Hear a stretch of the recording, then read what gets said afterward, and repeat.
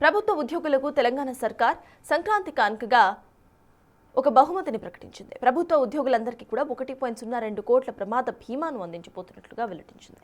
ఈ నిర్ణయం ద్వారా రాష్ట్రంలోని 5.14 లక్షల మంది ఉద్యోగుల కుటుంబాలకు ప్రయోజనం చేకూరబోతోంది. ఇప్పటికే సింగరేణి, ట్రాన్స్కో, జెన్కో ఉద్యోగులకు కోటికి పైగా బీమా అందుతోంది. సింగరేణిలో 38,000 మంది, విద్యుత్ సంస్థల్లో 71,000 మందికి పైగా ఉద్యోగులు ఈ పథకం ద్వారా లబ్ధి పొందబోతున్నారు.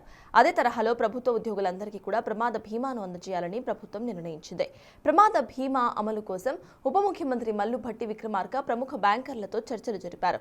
ఉద్యోగుల సంక్షేమమే ధ్యేయంగా ప్రభుత్వం పనిచేస్తోందని ఆయన అన్నారు. ప్రభుత్వ పథకాలను ఇంటింటికి చేర్చే ఉద్యోగులు తమ కుటుంబ సభ్యులేని ఆయన పేర్కొన్నారు.